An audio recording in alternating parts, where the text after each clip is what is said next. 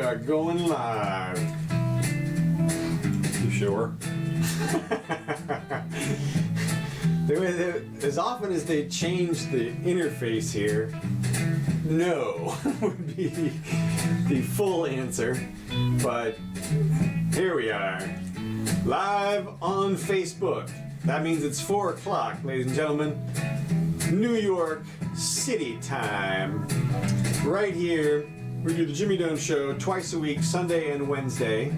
Also, I'll post a timestamp copy of the show up on YouTube and Twitter. And you can find us around the web in audio format if you search for Doane, D-O-A-N-E. You gotta put the Jimmy in there or you get some kind of school. I don't know what that's about. Anyway, today is the 14th day of June. Happy Flag Day! And we are here in the Hawaii studio for a few minutes before we get into the junk. Yeah, well, that's good because it did. You know, you did see where was it here in the where they arrested a dozen people. More than a dozen, 26 people. I did not see that. Okay. What for the burning of the Wendys? Or? No. This is why? I was going to get to. Okay, police arrest 21 people for flouting the Hawaii quarantine. Yeah, because as you know, now this is kind of interesting. They don't call themselves a cult. They call themselves a tribe. They don't call themselves a cult. And the 21 people, for unknown reasons, about split half and half, and they have a guy, the leader, and the leader is Eligio Lee Bishop, and they had gotten an Airbnb house on the Big Island, and apparently it was out in Nowheresville. Okay, yeah, the Big Island, there's nothing there. Right, anyway. well, that's where they were. So yeah. 21 people recently arrived in Hawaii, describing themselves as a family with a leader, were arrested and charged with violating the state's mandatory 14-day quarantine. Seriously, the biggest city on the Big Island is Hilo with about 30,000. Okay, this was not in Hilo either. Right, that's what I'm saying. I didn't copy the name, but it was a Hawaiian name. Right. And it wasn't Hilo. So Liliuokalani? something like that. Yeah, exactly. But I mean, I'm sitting there, and so apparently somebody turned them in, is what happened. Yeah, well, it doesn't surprise me. And so the 6 other men and women, 6 women, were booked by Airbnb in a rural and remote district of the Big Island. Yeah, seriously, there's nothing there. I mean, it is volcanic ground covered in new fauna. I mean, it's nothing. I know, but it's just. So anyway, it says since March, travelers, residents, and tourists arriving in Hawaii, residents even arriving in Hawaii, must quarantine for 14 days. Governor David Inji, whatever his name is, has extended the mandate through the end of July. So here we are.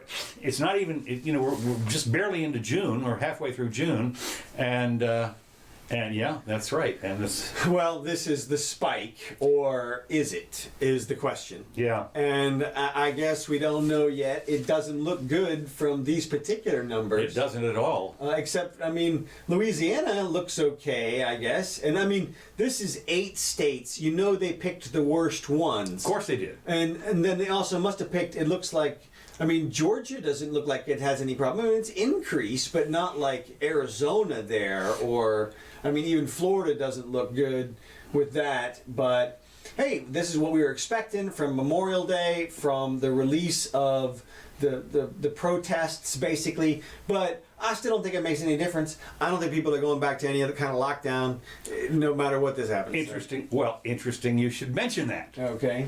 Because I have a little article here that I sliced out of the paper. Literally. Literally sliced out of the paper. Jimmy still uses paper. No, I got this is the He's a news. silent gen. I know, that's right. The CDC has put out many sets of guidelines, including some for churches. The CDC now. Mm-hmm. And the CDC, but until now, the organization has not hasn't offered specific advice to people trying to decide how to safely do things like take vacations, get their nails done, or host a barbecue, or visit a bank or a library, or go out to eat or exercise at a gym. New York City's health department this week released guidelines for having sex. Yeah, get over it. Wait, man. wait, this is great. I love this part. The department advised people to have sex only with those that are close to them. Yeah, I don't know. I don't know how much further you. Let me put it this way: if you're having sex, you're close. It's okay. Now wait a minute. It gets better. Yeah, it gets better. Of course, relations. Go ahead. Okay, and also washing your hands before sex and wearing a mask during it. This wait, it gets better. It gets better. But be creative with sexual positions and physical barriers like walls that allow sexual contact while preventing close face-to-face contact. I saw that too, like walls. Like, what the hell is he thinking of? Like, what is? Well, this is the old. In the bathroom stalls where you have a hole in the thing, and the I guess girls on one side. There you go. No, that's what they're talking about. That's not even really a wall, but I guess I guess that's a wall. It's a hole in the wall. That's got to be what they're talking about. That's what they're talking about. That's what I'm saying. That's what they're horrifying. talking about. Get out. These are common sense suggestions. Oh yeah. That's what it says right here. The CDC's director, Dr. Redfield, called his agency's new guidelines, quote, common sense suggestions, not mandates. Yeah, well, I hope not. State or local governments don't tempt them though. No, I know. Well, he said, of course, he wants house parties to be held outside and guests be greeted with a wave and not even an elbow bump. It's over. So I'm sorry. And everyone has to bring their own food and drinks. So the protests have blown. And they said if new outbreaks occur, then maybe they're going to mandate new lockdowns. Yeah, no, they're not. They well, can try. It says right here. No, I know. Yeah, that's good luck with that.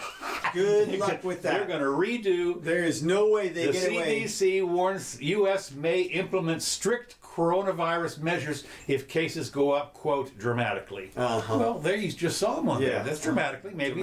And they're going to clamp down. Right now, communities are experiencing different levels of transmission and so forth. No, you know what? Mnuchin is on the side of the reopen, though, at this point. Is he? Yeah. Okay. So he's but who's Mnuchin? Well, he's Secretary of the Treasury. I know. Well, he's nobody. He's not the doctor. He's not Fauci. He doesn't have any power. Well, but see, he does have connections with the business world and the Trump universe, and they're not going back down to lockdown. Trump's got rallies to do. Did you see the ticket sales? No.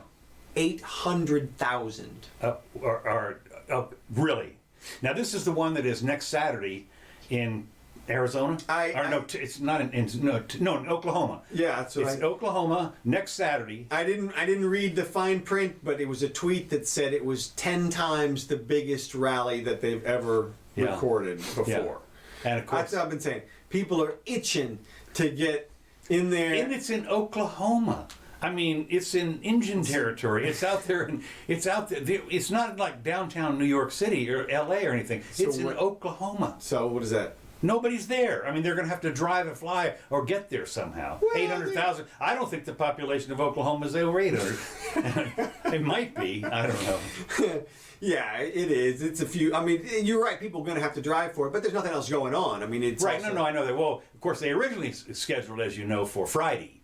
Okay. Well, that was Slave Day or whatever. That was right, Juneteenth. Juneteenth, right. So they moved it to Saturday. Oh, okay. And it'll all be there. Now, speaking of Trumpster, apparently he gave a fantastic speech at the West Point graduation.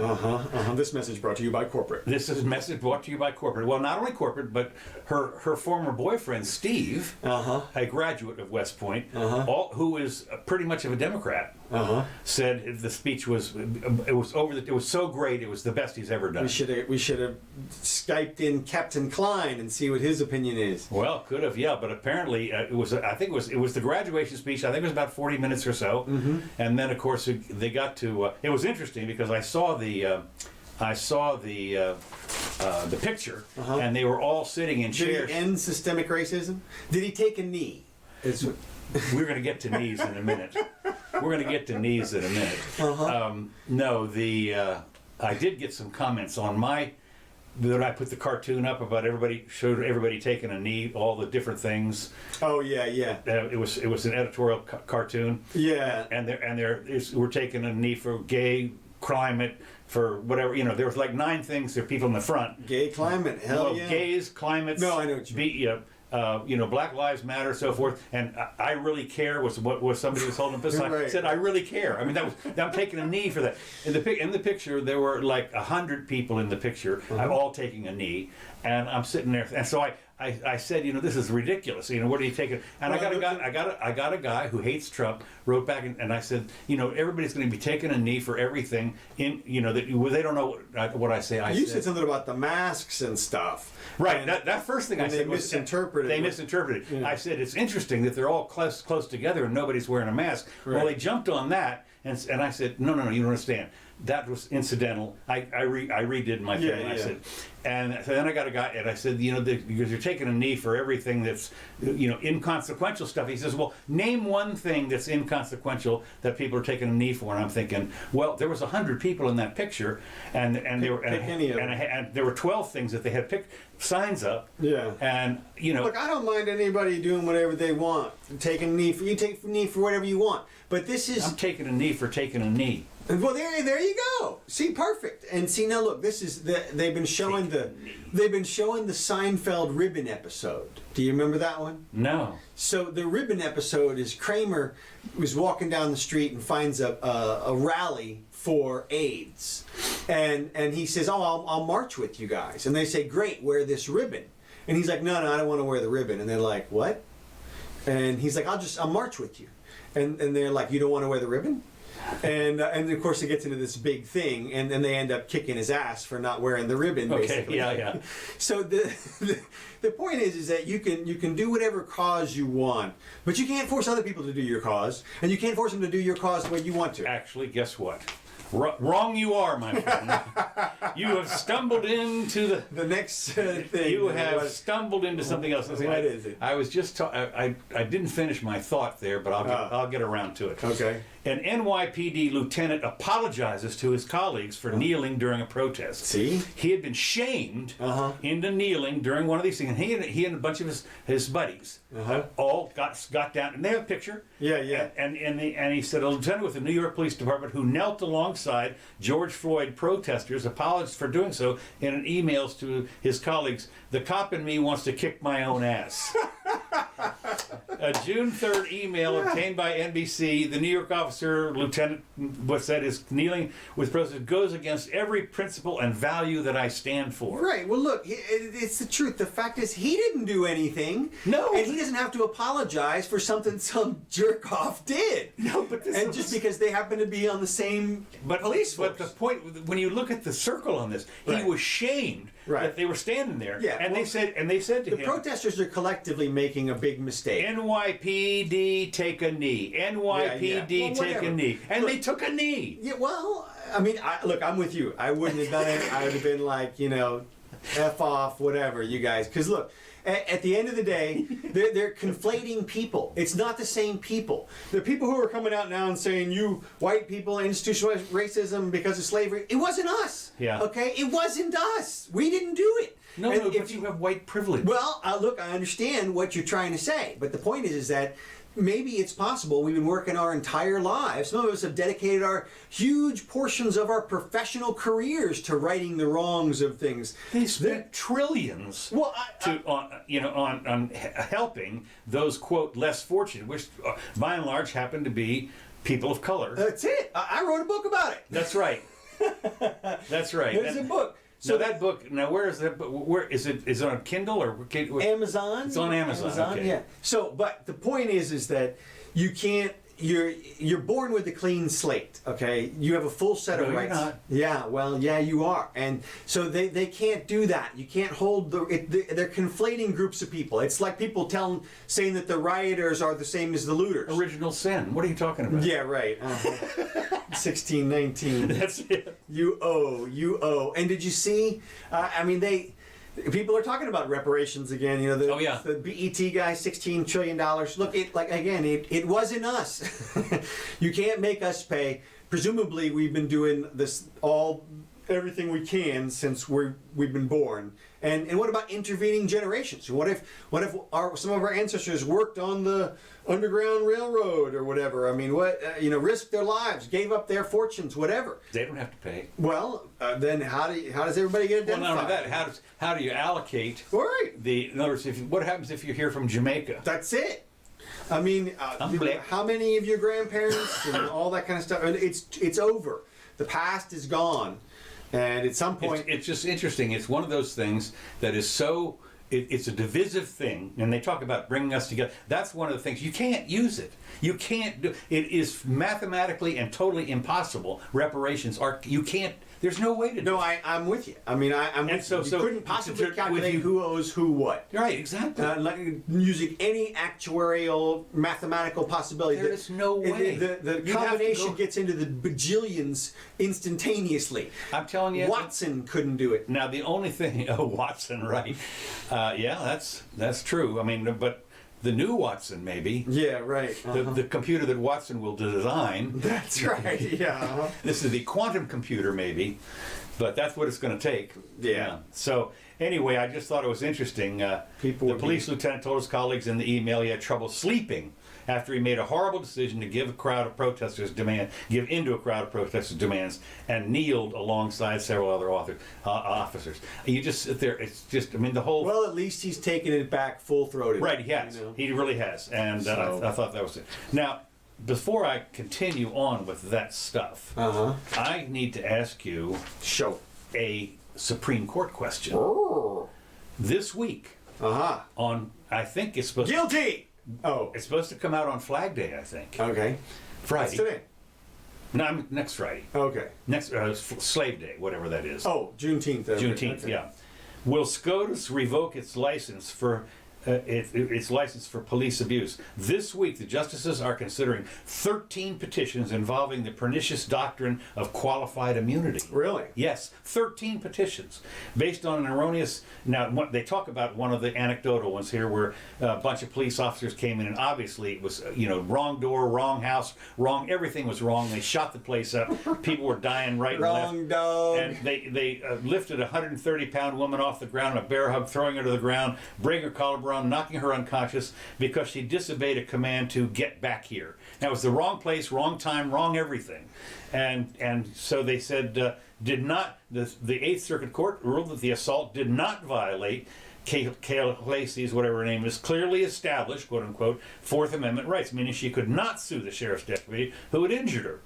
And it's one of 13 cases involving qualified immunity that the Supreme Court will consider for review on Friday. After 2009, when the Supreme Court said judges could grant police qualified immunity without even deciding whether their actions were unconstitutional. That shortcut became increasingly common, making it even harder for victims of police abuse to find apposite precedents. As Fifth Circuit Judge Don Willett has observed, important constitutional questions go unanswered precisely because those questions are unanswered. And so apparently this Friday they're going to maybe have a ruling on the qualified. And I can tell you the stuff that I've read about. That's why I wanted to ask you about it, because apparently they could maybe backtrack on what constitutes qualified immunity, and so you just don't get away with it like they do right now. Well, they could do that, and it may have gone too far recently. Honestly, I haven't kept up with the most recent subtle changes. If there's been some inflection points recently, I don't know about those. I don't know about these cases in particular. Okay. But I can tell you generally how qualified immunity works and why you have to at least have some measure of it. Because at the end of the day, police, what they are is they're somebody who's authorized to use force on somebody else. And that is a sort of bastardization of our whole Constitution, our whole structure. It's a weird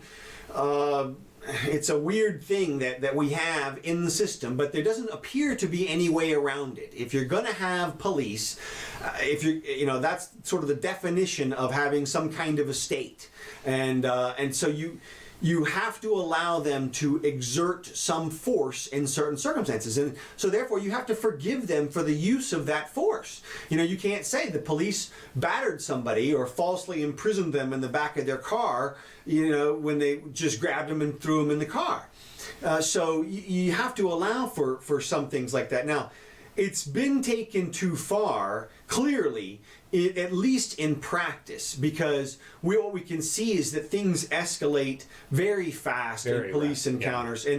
And you know, I can give you a couple examples. There's one right now with the Wendys thing, but before I tell you about that one, the other one that's exemplary of the situation is there's this, and I think we might have talked about it a time ago, but there's this giant cop, and he's literally leaning over this other guy, and he's barking orders at the guy. He's, you know, telling him, they're arguing over nothing, basically.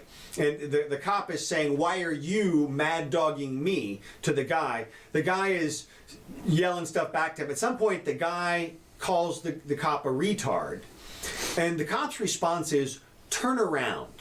Okay, and that's what they tell you when they want to arrest you. Mm-hmm. Okay, so now you can imagine the situation. There's two men face to face, nose to nose, arguing with each other, and one of them says to the other one, "Turn around." I'm sorry, that is like the most emasculating thing possible. The procedure there is ridiculous, because if you're the guy and you turn around and then you get whomped in the head, mm-hmm. or anything else, I mean, whatever happens to you after that, it's like you're placing your full faith in the guy whose back you're turning. You know, I mean, it's an incredible thing to ask somebody, and what happens is people don't do it, right? And then they're resisting. Okay, so then the situation escalates very fast, and there are. I'm going to get us to the other thing. I made another little compilation of various arrests here, and you're going to watch things like they try to take this guy down right here. You can see how reasonable this guy tries to be at various times. Like they're talking to him right now, and the guy just takes his gun out and tasers him. And the cop, I mean, the guy rips the taser stuff off, and he throws it to the ground, and he's got his hands up, and he's like, "Hey, what? You know," and he's calm down, he's doing this, and then they taser him from behind. So he pulls that taser off of him, and so they grab him from behind. He throws that guy off. He's still standing there, got his hands up, and they start whipping him on the legs and stuff. This is policing, okay? This is what happens. Now you notice the guy's not black, okay? And they come up and tase him a third time, and he goes down. So this is how they interact with you. So the goal, what needs to be done is they need to reallocate why they let's see. They need to reallocate what we use the cops for. Okay. And this is the graph that shows you that it can be done without any loss of significant police protection. Okay. This is a graph that charts the threat level going on the north-south graph and the frequency of police contact on the bottom there. Okay. So it turns out that obviously there's a whole bunch fewer contacts with police when it comes to serious crimes like murder and rape and things like that. And there's a whole bunch more contact with police when it comes to things like driving and drugs. Right. We could eliminate all those victimless crimes beneath that line, and everything in that shaded area could be saved. And we could use the cops for just the stuff that's very serious, that involves a victim. And if there's some escalation of circumstances and there's some violence involved, it's more justified than in these other situations.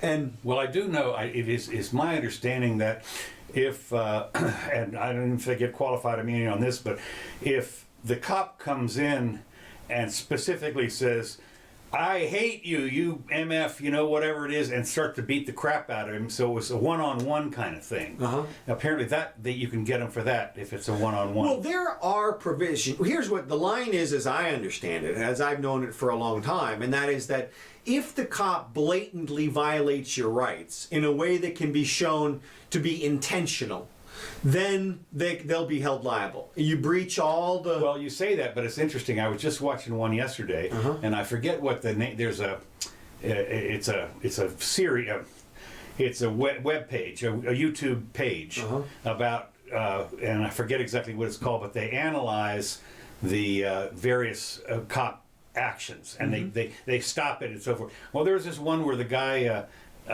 apparently he was a driver and everything, but he happened to have had, now the cops didn't know it at the time, but he happened to have had an ADD kind of thing. He was a bipolar. So he didn't understand some of the commands that were being had at him. Well, they showed a picture of him in the hospital, and he had been bludgeoned practically almost to death. Right. That kind of stuff happens regularly. Really? Yes. And but I mean, when you see the interaction, I mean, 'cause they had it was all on video. Yeah. And you hear the voice, and he's saying, "What are you doing? Don't do this!" Ah! And he's screaming, and they're tasing him 10 times. The Tony Timpa video where they actually killed the guy. Oh, is that right? He calls the cops. Ah. And by the time they get out there, he's already handcuffed from some security guard. He's off his meds, and he's mental, and he deteriorates. He can't follow their commands, and they crush him to death the same way they did Floyd. And so there's example after example of this. There's one coming up here in a minute. This is the CHAZ, one of the CHAZ gardens, and some crazy guy. Oh, the CHAZ garden. Yeah, this is hilarious. We're going to talk about that in a few minutes. Yeah. And it'll come back around. But there's two kids coming up here in a minute. This situation illustrates the entire situation right now as I see it. Okay. Two black kids walking down a road. It's one of those single lane roads. Doesn't have a stripe down the middle or anything. It's just like a lane, basically. But it does have defined edges. Not a curb, but sort of a miniature curb or something, right? It's like our edges here on our... Yeah, exactly. Well, something like that. It's like a little ridge, whatever. Doesn't matter. No sidewalks is the point. They're walking down the road. The cops pull up. What are you doing? Walking down the road. Well, it looks like you're jaywalking. Well, there's no sidewalk. Well, we got a call. There were some kids walking down the road. So okay, now fast forward just a couple of minutes, and what happens is they take one of the kids down, and they end up cuffing him, zipping him, and tipping him, and everything. And the other kid, though, knows the magic words. He knows when the cops ask him questions to be polite and answer the questions directly, and you won't get in any trouble. The other kid gets sassy with him or something, and you can't tell exactly, or I didn't watch it closely enough to tell, or didn't see the right video or hear it, but the point is that they take down one kid and they leave the other kid alone. If this was a racial thing, they would have taken them both down. Okay. That's just clear, because they're both black kids. I mean, right, okay. If it was anything other than the fact that there is a disruption in the interaction between the cop and the kid, they wouldn't have taken the kid down. And you see this over and over again. There's another black guy who gets pulled over in his own neighborhood, right out in front of his house. He's in the road doing calisthenics. Oh, yeah. And they come get him, and they end up roughing him up, because when they ask him, "How do you feel, sir?" or whatever, he says, "I live right there," instead of directly answering the question. Right. "I feel fine. There's no problem here," or whatever it is. And so the point is that you don't need the police for those types of interactions. And it's the same thing that happened with this Wendys last night, actually. Yeah, burned it to the ground. They burned to the ground. You know why they pulled the guy over, right? It was out in the parking lot. Wasn't it? He was passed out in the drive-thru. Oh, is that right? Yeah. So they called the cops, and the cops show up and they tase the guy, and he fights with them, and they end up shooting him, and as he's running away, he turns back around and like he's going to tase them with their own taser or whatever, and they shoot him. So the point is I mean, there'll be arguments over whether that was justified. I don't think it was, and I think they'll convict that guy of that shooting, because you think so? Maybe because there's no lethal danger. He's running away, and he's only got a taser, which is, the range is like 10 feet, which is he's about 10 feet away. Mm-hmm. So I don't know that you're going to be able to convince people that you were in fear for your life at that point. So what happened? His mistake was he brought a taser to a gunfight. Yeah. No, stupid. Shouldn't have done that. But the point is that if they had called private security instead, right? Mm-hmm. You call the private guy. He's not going to tase anybody. No. He's going to wake the guy up. Yeah. And he's going to, if the guy can drive still, then the guy drives off, and the whole situation is over. Mm-hmm.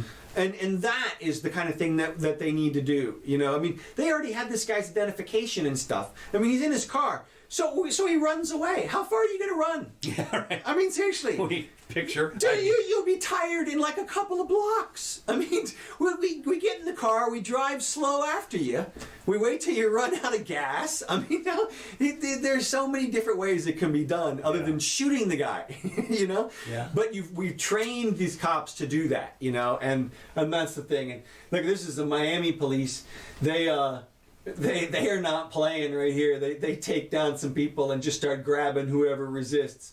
Now, a whole bunch of the whole Miami SWAT team resigned, or not Miami, but Hollandale. Oh, the SWAT team resigned. Now, they didn't resign from their jobs. No. Just their SWAT position. Right, okay, yeah, I did see that, yeah. Like, well, I did see also that they were showing pictures of the Miami beaches. They're open.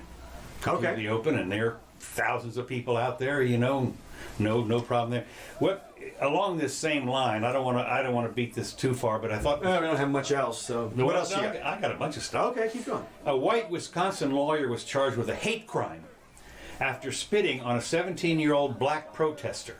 Now, what happened was this guy Stephanie has been charged with a hate crime after she's caught on video spitting on a Black Lives Matter protester last weekend in Wisconsin.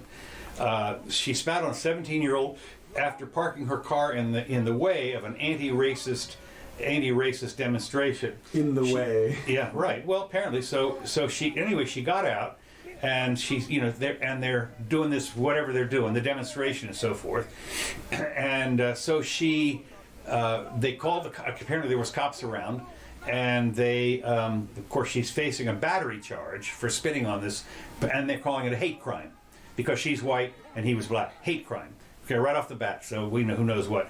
Then apparently, they went later and to arrest her, and she resisted, as you know. Always doesn't matter, even if you hold your hands out like this. You're resisting arrest. Yeah. So anyway, they did that. But anyway, she said she's a cancer survivor and felt threatened that none of the protesters were wearing masks. Oh. That's what she was threatened about. Uh-huh. I felt I'm a cancer survivor, and you're threatening my life. Uh-huh. So she spit on this thing, and of course she's not wearing a mask, which of course, you know, okay. Well, of course she couldn't have spit through. Right. Yeah. So whatever. Anyway, she was arrested. Anyway, the charge that has a maximum penalty of 6 years in jail if convicted. So, you know, you'd sit in 6 years. Yeah, the resisting arrest and the battery and the hate crime.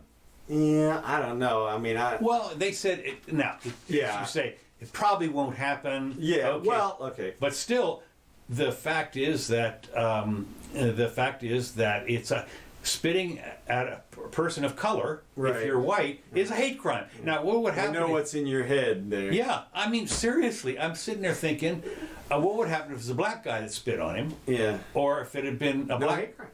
Nothing. Or a black guy spitting on a white person, hate crime? I don't know, not allowed. Yeah, no, those are totally different crimes. I know, totally different, right? Not a hate crime. Yeah. So they'll have to catch you saying something. I mean, that's the standard these days, is if you say something racist, well, there's your aggravator. Yeah. I mean, like that's anything worse. You know, the spitting. I mean, spitting is obviously bad. You don't want to promote that, and it is battery. There's no way around it. I mean, you're causing somebody to get some goo on them, but she won't get spitting. Yeah, I know. I mean, but maybe she's got something, or who knows? You know, so well, that's true. But she's a cancer survivor, right? You know, so I don't know. But did you see the mug shot for the woman? Yeah. Oh man, yes, she looked whack job. I mean, really. But well, you got to. She's 64 years old. She's been driven hard and put away wet. To drive down to where the protesters are and get out and engage them like that, you're asking for it. Yeah. But that's not as bad as not that she won't get anything. We've got another one though. Go ahead. A brawl at a Goodwill store breaks out, and guess what? It was over. Goodwill. Yeah. Got a Goodwill store, and one of the people was walking the wrong way. They had arrows. God, right. They had arrows, okay? Settle down, everybody. So 2 shoppers wound up under arrest for battery after 29-year-old Jenna Sims and 50-year-old Paul Turner wound up in a confrontation at the Tampa Goodwill over the floor directions because of the COVID-19, according to somebody. And they had put, as they have here, nobody's doing it anymore, even though they have the arrows up here. I didn't even notice. Oh, so no, I'm halfway down the aisle. No. I mean, you know, I know in one of them, I went the correct way to go get something, and I got it. And turned around. Yeah. No, but I thought it was interesting was that they got them both on battery charges. So Sims, who is 5'4" and 125 pounds, and the guy Turner, the guy was 6'3", 220 pounds, and he was womped up. Oh yeah. He was beat. He had black eye. She was nothing. She had nothing on her. Did she do that to him? Yeah. I mean, it's obvious that he got the worst of it. I mean, my guess is that this little wimpy 100-pound girl, you know, wailed up on him, and he just wasn't going to fight back. Right. I mean, you don't. Well, shit. Well, you say that. Well, as Bill Burr says. As Bill Burr says in one of his things, what was There's a reason. There's a reason. You know, you don't hit a woman, but what do you mean there's no reason? Yeah, Here's a reason. Here's the deal. If a woman, I'm on the side of if she opens the door, then you know it all depends. And yeah, you don't go overboard. You know, it's not punch for a slap or anything. He outweighs her by over. He's a foot taller and 100 pounds over. When you sit on her or something, you don't. Well, you get out of the way is what you put do. your knee on her neck or something. That's it. Perfect. Knee on the neck. Exactly right.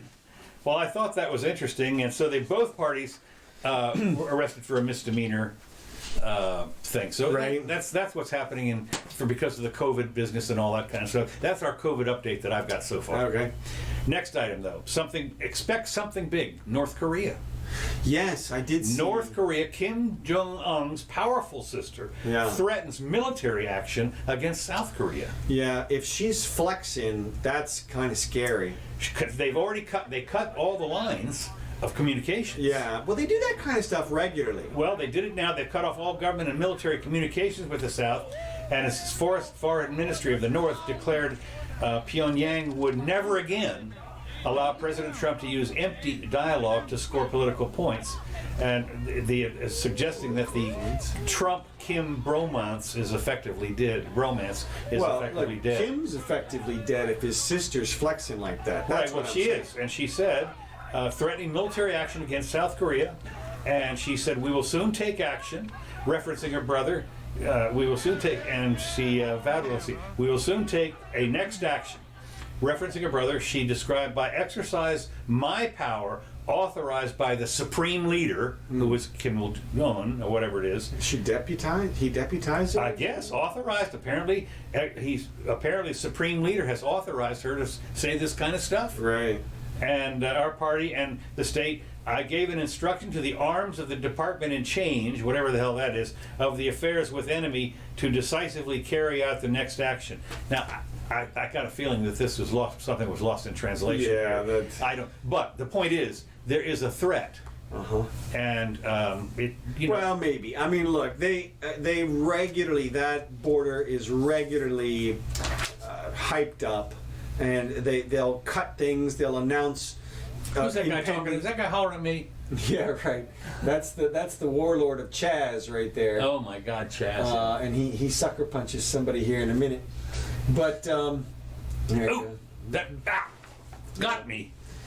And look at these cops right here. While this is sitting here, these cops literally roll up on this Spanish guy selling hot dogs in Berkeley, and they literally take the cash that he's made out of his wallet as the fine.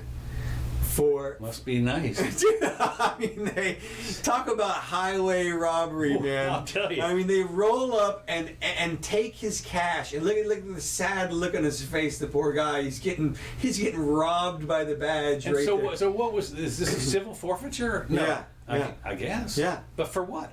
For he's selling hot dogs like too close to campus or something. Oh. He's in the wrong place. His papers were not in order. In order, your papers, please. Well, of course, it was whatever that is.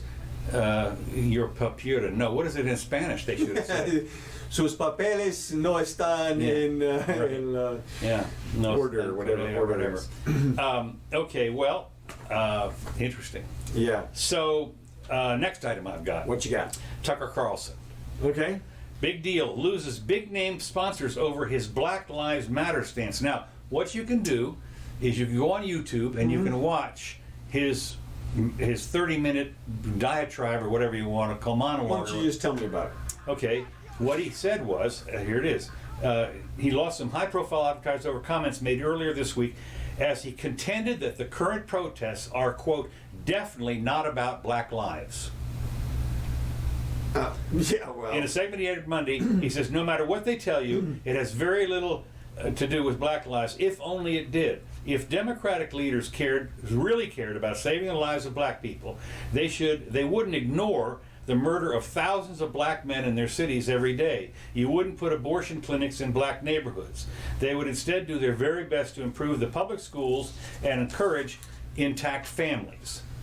Well, okay, Tucker. yeah, so apparently some, T-Mobile and some other people have said that they're not going to advertise anymore on his show. Well, it turns out that almost instantaneously there were 10,000 people that love his show that all wrote in and said, yeah, you can do whatever you want, but I'm going to boycott T-Mobile. I'm going to boycott, these people said, there was a list of half a dozen of these places, Yeah. Macy's or something, I forget what it was, but the point was that these people wrote in and said, well, if you're going to boycott Tucker Carlson, I'm going to boycott you. 10,000 people. Well, I mean, hopefully he'll just get some other sponsors. Or Oh, no, of course he will. He has no shortage of sponsors. I would think not. Now, No. let me just unpack that, though, because there's like 3 or 4 things there that you can talk about that are a little bit weird. Like, first of all, the protesters are different people. So to say that the protests are about this or that, that you're grouping people together. You don't know exactly what it's about. You know what some parts of it are about. So, well, remember now, this is a 30-minute thing, and I only got 3 sentences out of it.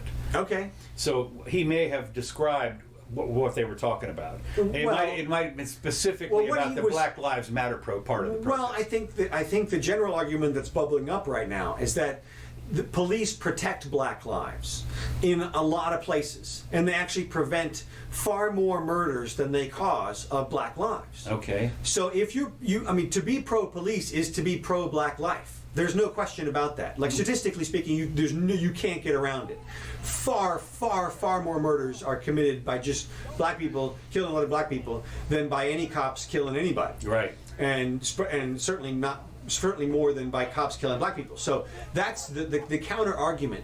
But the counter argument is, all right, there is some kind of a problem. There is. But I think it's more about police enforcement, which is what we've been talking about over and over again. Enforcement is difficult. It's rough business. Oh, yeah. And we've overextended our use of the police, and it falls disproportionately into black neighborhoods.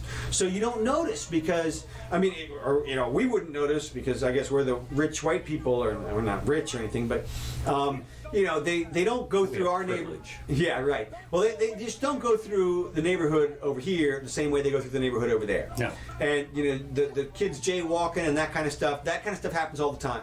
And it doesn't take long before you got a real record that's come out of nowhere because you resisted. And you can literally get convicted of just resisting and stuff like that. So I mean, to say, for Tucker to say that it's not about black lives, well, okay, maybe not. Some people, like I said, it definitely is about that. If he wants to say their energies are better put to supporting the police, okay, great. But then there's still the issue of what do we do with the over enforcement issue, which. Well, I just thought it was interesting that when I had listened to it. I listened to it, and it was all pretty reasonable stuff. Tucker's a reasonable guy. I mean, as far as I'm concerned, I think he is. I like his show. Yeah, I like his show, and I like what he has to say. Him that he seems genuine, but he comes from this weird place where, some of his stuff is super lefty, super socialist stuff, whatever. Okay, I read his book, and he has a couple little lines in there that are one or the other. You could take it either way, blah, blah, blah. But my point is this.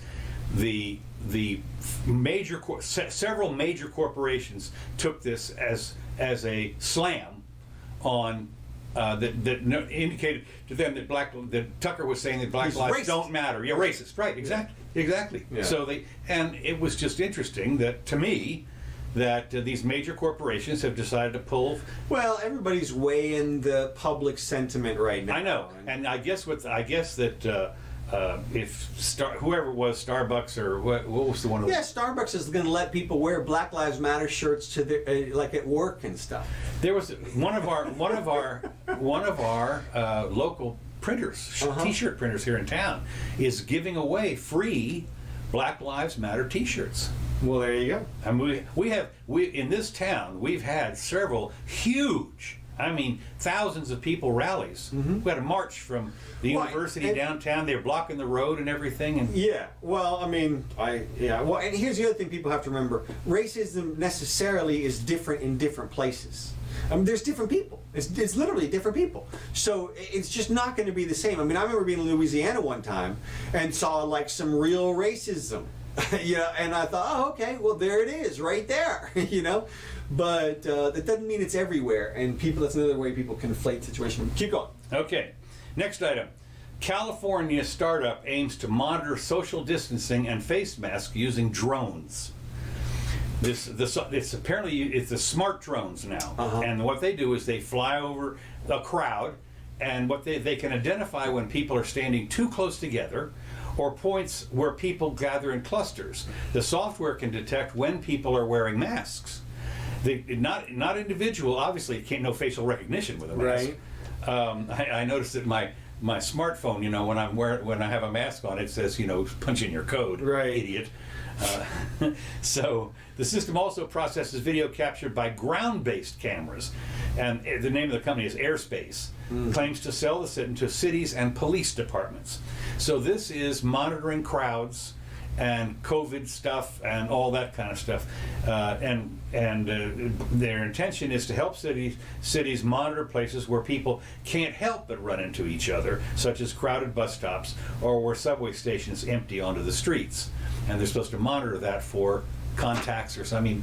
So and the police are supposed to watch this stuff, I guess. So one of the guys that is against this said, do we want a world where machine security guards are watching our every move and blowing the whistle on every petty violation of every law, statute, or guideline?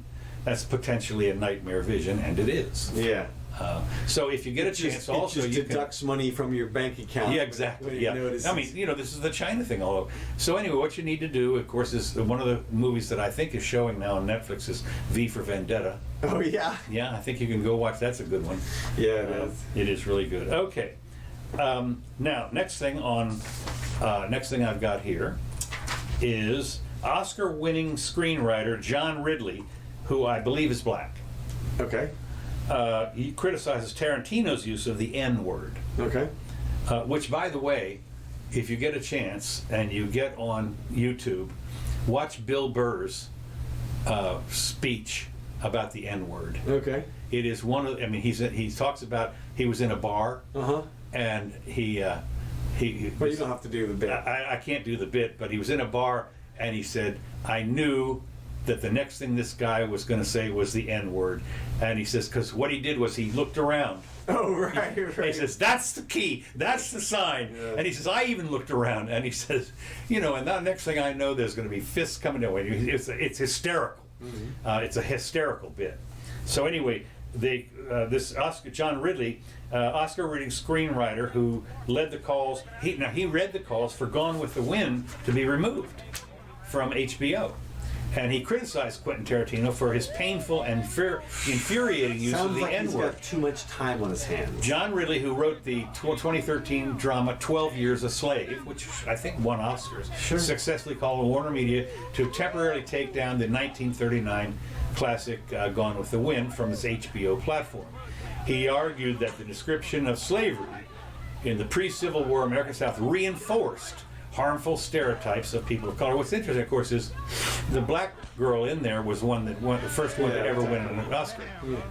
So the filmmaker Ridley said his intention was not censorship, no, stressing he does not want the movie locked in a vault in Burbank. He would prefer it was placed in the appropriate context. Okay, yeah, and what? I mean, what? We want it inside another movie which talks about racism. Well, he says he doesn't want it locked in a vault in Burbank, but maybe some other city. That's right. Maybe Van Nuys. So yeah, right. So anyway, I just thought it was interesting that HBO bowed temporarily and pulled that's it. amazing. It's just truly. I mean, Well, here's another thing. You want to see a bow to the freaking the man thing. Okay, this is some pictures here. Let's see. I think it's in these pictures. It lets me here. These are a couple of the one-off images from this week, which are kind of funny. But here's Greta Thunberg on the "What It's Like Being Black in America" panel. really? Oh yeah. Wait a minute. Wait. She's not all that black. Doesn't look like it. No. Maybe she identifies. Well, they had that one NAACP girl. Who was, Here it is, right here. Look at this. They took out Winston Churchill. When you Google search World War II leaders, Winston Churchill is not. His picture doesn't come up. Hitler's comes up, and Stalin's comes up on either side of where Churchill's picture was. Really? Yes, and that's from my Google search. I Google searched that, and Winston Churchill's picture is out. And the first three other pictures for World War II leaders are Hitler, Stalin, and Mussolini. God. I mean, well, I don't know. So it must have been some rogue programmer at Google. At Google, yeah. It was just like, that's it. We're taking down the Winston Churchill shot. Yeah. But okay, here, yeah. See, here's the CNN Global Town Hall, Thursday at 8. Greta, there's Greta. This is what they're talking about in CHAZ right now. There's food, security, bathrooms, art, love, public discourse, action, education. Yeah. So sorry, I put these in a slideshow. They don't really. No. Well, what we did find, of course, was the list. I don't suppose you got it, but I saw the list of what we want. Yes. And there was like 20 things on there. Oh yeah. Food, clothing, shoes, whatever, blah blah. We're totally and then they started their garden, which is the garden's like 8 by 8 feet. Oh God, the garden. The funniest. I'm seriously the best entertainment this week is reading the comments about the garden. Oh, is that right? You go into Twitter and find the garden and just read the comments, and you will just laugh hysterically. Oh yeah, okay, good. They talk about like the caloric content potential of the garden. Right. And relative to their energy output, it's like 10 to 1. At least. Right. At least. No, I mean it's like it would bring one kid.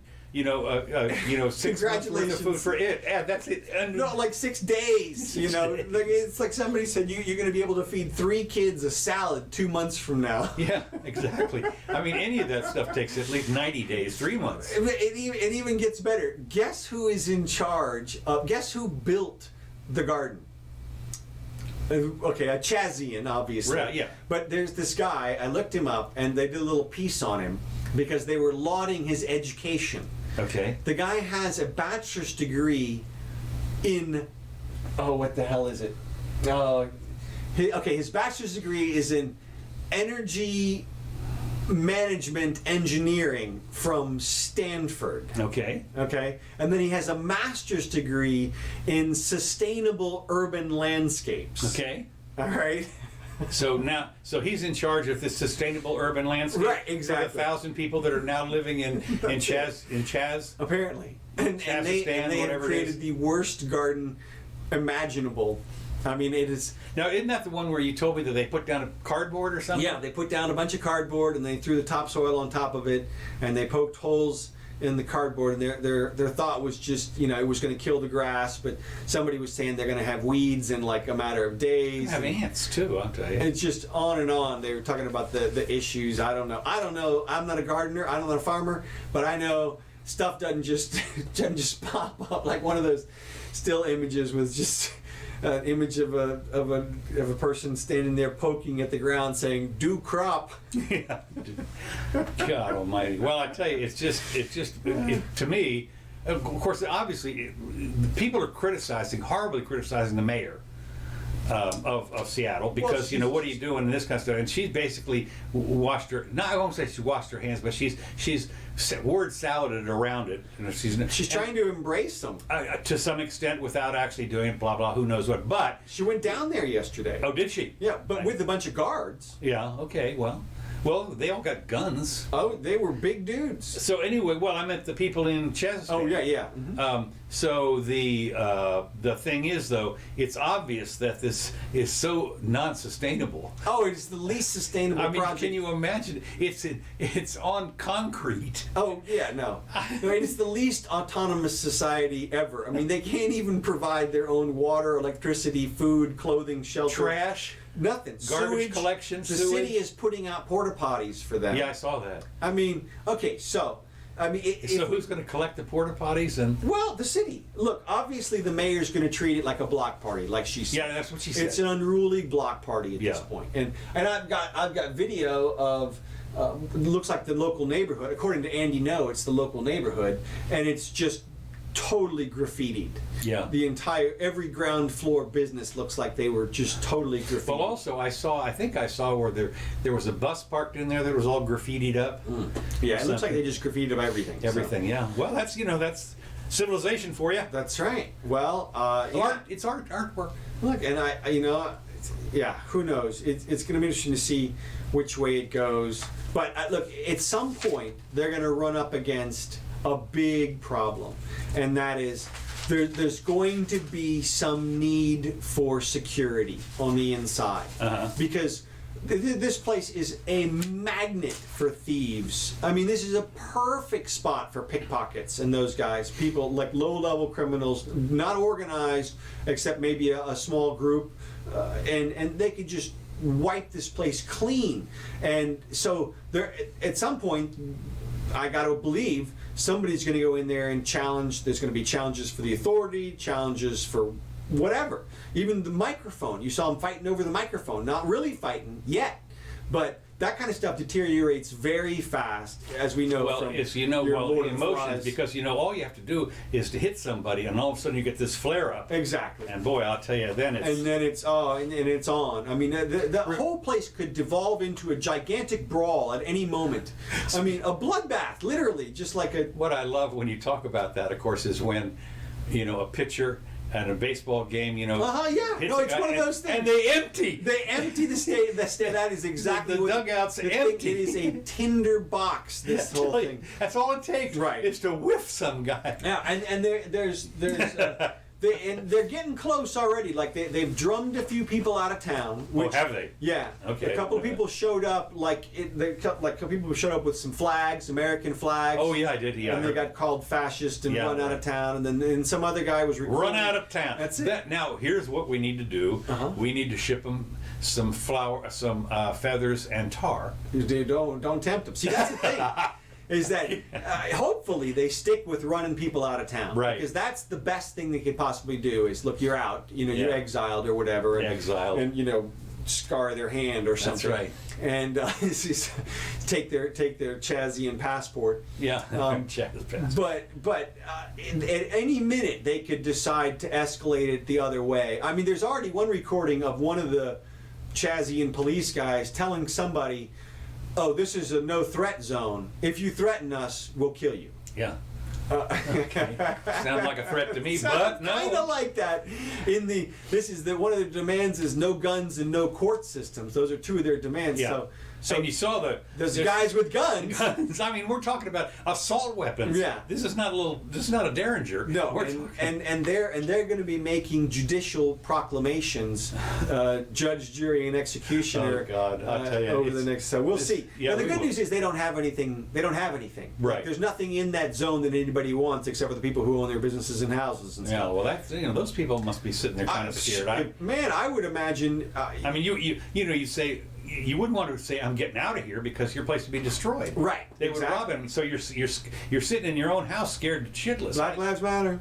Yeah. That's all you. I mean, that's all. Yeah. And of course, you might get the rock through the window, just like that other guy from New York that did the same thing. I mean, you just don't want to have any interaction with him, and you wonder if you had enough people in the household, you'd send somebody down to City Hall to say, "What the hell are you doing here, Yeah. Mr. Mayor, Mrs. Mayor? I mean, we got people, kids. What do you have kids in there? I mean, you put a sign up, kids in house or something. I mean, Let's see. it could devolve quickly. I did see one thing here, real quick. The social media influencers wear blackface to show solidarity with Black Lives Matter, which I thought was, no, apparently now taking a knee was pilloried. Right. 6 months ago, whenever Kaepernick, when they booted him out of everything. Now it's de rigueur. Everybody takes a knee for everything. Yeah. It doesn't matter. I mean, if you saw that cartoon on my I think Facebook that'll page. be with blackface too. I hope so. I hope blackface. And typically, people get canceled for wearing, unless you're the governor of Virginia. Yeah. Anyway, no longer. Now the social media influencers are now Justin Trudeau. posting photos of themselves Or Hillary. wearing blackface, and they support for Black Lives Matter. And what's interesting is when you see the people that are in blackface, one is half black and half white, like the Star Trek-y thing. Yeah, yeah. And but another one is just total blackface. Hey, look, it's Solidarity, but I mean that would have gotten you canceled. You'd have been thrown off the Facebook or whatever for doing It that. may still, well, look, I mean, they busted several high up. I mean, Justin Trudeau, the Prime Minister of Canada. We had like 3 incidents where he's in, and you got Hillary Clinton. I mean, it doesn't get any higher on the list than that in terms of. Well, the governor of Virginia also was another one who had blackface. Right. But he got it well. Okay. Right. Or he might have been in the KKK outfit. You never know. Well, of course, Robert Byrd from West Virginia was a KKK. Yeah, exactly. Okay. Next item: Biden's VP list narrows down. Unfortunately, Stacey apparently is not on the list. Oops. Elizabeth Warren, Kamala Harris, Susan Rice, and maybe Florida Rep. Val Demings. Yeah. I don't know. And Atlanta Mayor Keisha Lance Bottoms. They're both black. And Mexico Governor Michelle Lujan Grisham is a Latina. Yeah. Demings is an Orlando top cop. Oh, is that right? Yeah. And I think she's a rep down there now, but she's from Jacksonville, but she was like the chief of police in Orlando for a long time or something. So, but remember now, we talked about last show that remember, as Biden has said, that whoever is the vice president must be ready day one to become president. So there you have it. There you go. No, look, I'm still... Biden is still faltering in ways that are inexplicable. He released today, I saw a new ad for Biden, and it's 1 sentence long. This is a recorded ad, 1 sentence long, and he messes it up. Really? And they left it in there, and maybe that's their subtle. You know what? We'll leave just a minor discrepancy, and he said something like, I want you four to join my campaign, or he messes up the preposition in the sentence. Cool. Yeah. Well, I'm reminded of one of the ads that used to be around. Everybody, you could certainly always forget it. Winston tastes good like a cigarette should. Right. But they're totally intentional. I know. But how can you never forget that ad? Well, because it's brilliant on so many levels. But this is another one where they recorded. I don't know how many takes you could have done an infinity takes. It's 1 sentence. Yeah. And that was the best one. That's what it. To a producer, that's what Now listen. Speaking of that, because we're running out of time here, but I want to once again tout my favorite series. What, West Wing? West Wing, and they have a thing where Bartlett, the president, is supposed to do a little statement, for the people. Right. And he says, "I got this, no problem."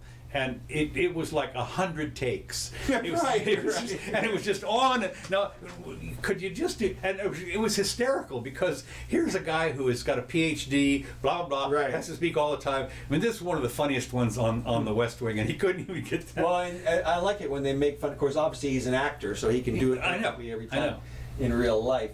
But all right, I got one other really cool video. This is the funniest video of the week here. Okay. I want to see this. Did you see this guy? No. Well, you won't be able to hear it. I'll tell you.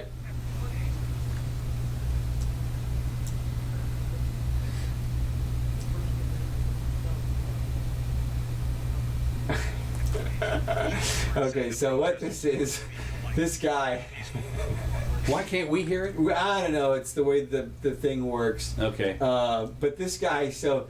Did you remember when Chris Cuomo went on CNN and he said, well, where does it say that the protests have to be peaceful anyway? Yeah. So this guy circles the First Amendment form here, which I've got down here in the lower print here, blown Okay, up. peaceably assembled. Peaceably assembled. This guy just says, oh, it's right here in the First Amendment, Mr. Cuomo. Just gotta look That it is up. funny. Oh, it's hilarious. The understatement of it all. He doesn't stop eating his thing or anything. I mean, he just points it out like Cuomo's a total idiot. Like, oh yeah, it's right there in the First Amendment. You just gotta look it up.